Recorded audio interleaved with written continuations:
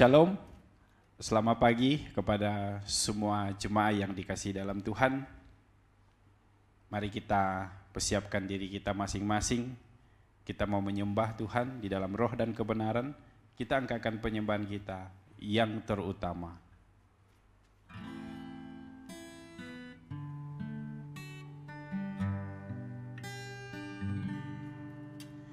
Yang terutama di dalam hidup ini, meninggikan nama Yesus. Yang terutama di dalam hidup ini, memuliakan namanya. Haleluya, haleluya, saya mau cinta Yesus. Haleluya, haleluya, saya mau cinta Yesus. Haleluya, haleluya, saya mau cinta Yesus. Haleluya, haleluya, saya mau cinta Yesus. Saya mau cinta Yesus. Mari kita berdoa. Tuhan Yesus, Engkaulah yang terutama di dalam hidup kami. Kami mau terus meninggikan nama-Mu Tuhan, karena Engkau saja yang layak ditinggikan. Bahkan pada saat ini Tuhan, kami mempersiapkan hati kami, mempersiapkan diri kami masing-masing untuk masuk di dalam kebenaran firman-Mu. Kami mau Tuhan dibentuk seperti bejana-Mu ya Tuhan. Berkati hamba-Mu yang akan menyampaikan kebenaran firman-Mu pada pagi ini. Engkau memakai dia Tuhan, berkati mulut bibir hamba-Mu, berkati setiap kata yang disampaikan Tuhan. Biarlah kami jemaat-Mu dapat mengerti, dapat memahami firman-Mu. Terima kasih Bapa, ini doa kami. Di dalam nama Yesus kami berdoa dan mengucap syukur. Amin. Shalom dan selamat pagi kepada semua. Renungan pada pagi ini yaitu tajuk dengan keceriaan. Amsal bab 17 ayat 22.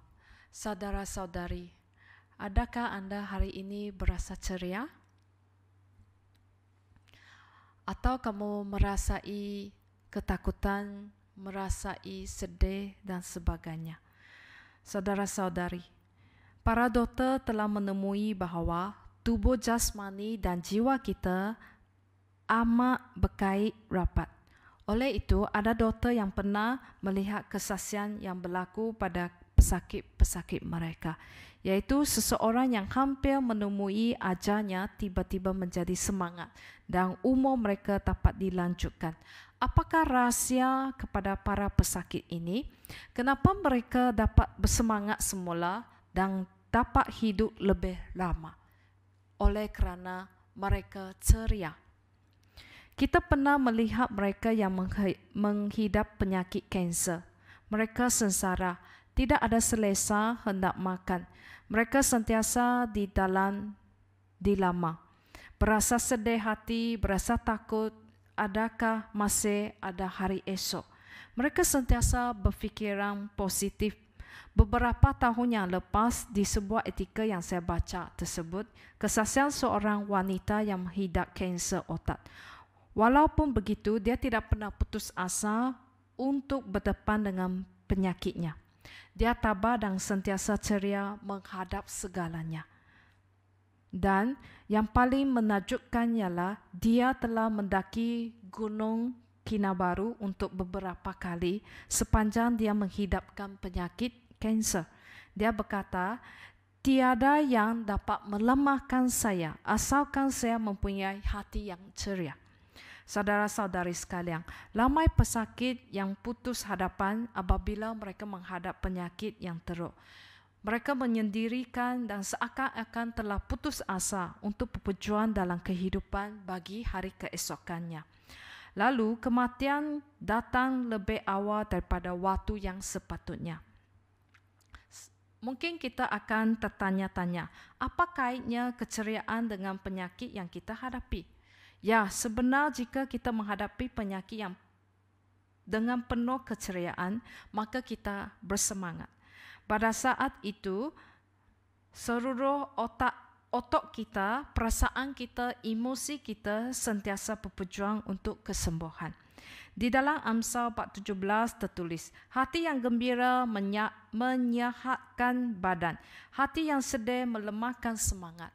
Kita setiap orang Kristian harus sentiasa ceria agar damai sejahtera Tuhan Yesus anugerah kepada kita semua dapat terpancar dan juga memberikan kita harapan pada saat kita tiada harapan. Kita masih ingat pada minggu lalu 21 November di Cebu, iaitu Pasen, ada seorang perempuan, dia bunuh diri, dari tingkap 4 dia terjun ke bawah. Dari sini kita lihat apa yang dia hadapi. Mungkin dia putus cinta atau ada permasalahan yang dia sedih, dia tidak tahu macam mana jalan. Dia gunakan bunuh diri ini untuk menghentikan kehidupannya. Saudara-saudari, setiap orang pernah menghadapi sedih. Saya pun pernah bersedih ketika menghadapi masalah. Jika pada masa itu kepala saya akan sakit, mungkin perut saya akan menulas dan seluruh anggota badan saya lemah dan saya tidak dapat berfikir langsung. Tetapi apabila saya ceria menghadapi masalah yang sekian ada, sebaliknya saya tenang dan melangkah dengan penuh keyakinan. Saudara-saudari, ada pepatah menyatakan bahawa keceriaan ialah ubat yang berkesan bagi kesembuhan sesuatu penyakit.